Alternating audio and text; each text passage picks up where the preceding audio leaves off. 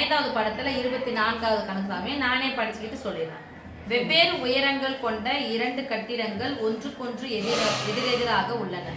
2 building இருக்கு சாமிங்க. ஓகேவா?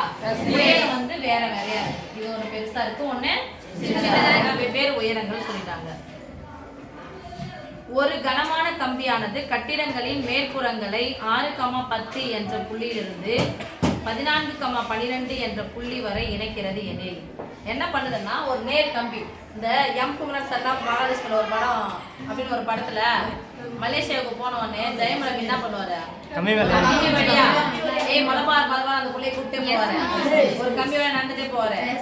விவேக் நடந்து போகும்போது ஒரு பிடிக்குமே, ஒரு பில்டிங் இன்னொரு பில்டிங்க்கு நடுவுல ஒரு கம்பி இருக்கு இல்லையா, அது மாதிரி ஒரு கம்பியானது இணைச்சிருக்காங்க சாமி. இப்படி வந்து வருது. 2 புள்ளியை கொடுத்துட்டாங்க.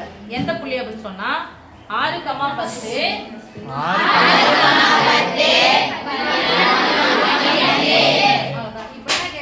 கம்பியினுடைய நேர்கோட்டின் சமன்பாடு கேட்பாங்க. கம்பியின் சமன்பாட்டை காண்க. கம்பியின் சமன்பாட்டை காண்க. நானும் பார்க்க டவுன் பாக்ஸ் முந்தினே இருக்கு. கம்பியின் சமன்பாட்டை காண்க. எத்தனை புள்ளிகள் கொடுத்துட்டாங்க சாமி? 2 புள்ளிகள். 2 புள்ளிகளுக்கு பேர் என்னது? x1 y1 x2 y2. அப்ப 2 புள்ளிகள் கொடுக்கப்பட்டால் நேர்கோட்டின் சமன்பாடு y minus y1 by x minus x1 கூட சொல்லுங்க. யார் வேணாம்னு சொன்னா சொல்லுங்க. x minus x1 by y2 minus x1 equal to y minus y1 by y2 minus y1. இதுக்கு சமம். அவ்வளவுதான். ஃபர்ஸ்ட் வந்த உடனே x ன்னு வரப்போது சொல்றோம். ஆனா ஏற்கனவே நம்ம நேர்கோட்டின் சமன்பாடு அப்படி எடுத்துக்கிட்டாவே y = சொல்லி பழகுறதுனால ஃபர்ஸ்ட் நான் y ன்னு சொல்றேன். இப்படி போட்டாலும் தப்பு கிடையாது. இப்போ x அப்படியே வச்சுக்கலாம் சாமி.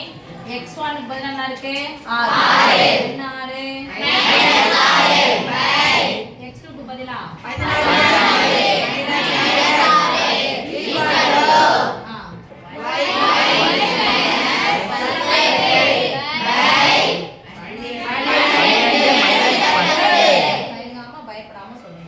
x minus r கழிச்சா x 6x ன்னு தெரியுமா? கழிக்கலாமா கழிக்கக்கூடாதா? கழிக்கக்கூடாது. இது மாறி, இது ஒரு தனி ஒரு மாறி. இப்போ மாறில இருந்து மாறி என்ன பண்ண முடியாது? கழிக்க முடியாது. அப்படியே இத வச்சுக்கலாம். 14 ல இருந்து 6 நீங்கன்னா 8 equal to y minus 10 by இந்த வகுத்தலா இருக்கிற 2 இந்த பக்கம் வந்துச்சா பெருக்கலாக மாறும். இரண்டானது x க்கு சொந்தம், y க்கு சொந்தம். 6 என்ற ஒரு சொந்தம். 8 வகுத்தலா இருக்கிற அந்த பக்கம் போனா பெருக்கலாக மாறும். y க்கு சொந்தம் 10 நம்ம பெருக்குறோம். பூ மாதிரி இருக்கு. 2 × x 6 2 12 சொல்லலாம்.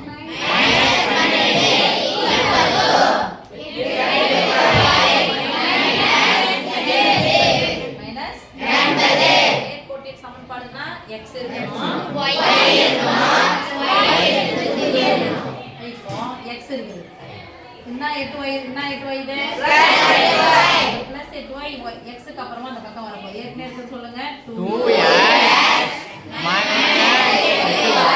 இந்த மைனஸ் என்பது சமக்குறிக்கு இந்த பக்கம் வந்தா பிளஸ் என்பதாக மாறும்.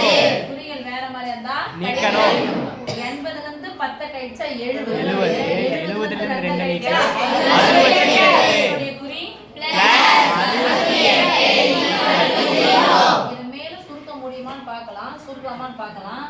2 2னுடைய மடங்கு 2னுடைய மடங்கு. அப்ப எதை பொதுவா எழுதிருக்கலாம்? 2 பொதுவா எழுதிருக்கலாம். 2 பொதுவா எழுதுனா பெருக்கலாக ரெண்டாவது பக்கம் போச்சுனா 0 by anything equal to 0.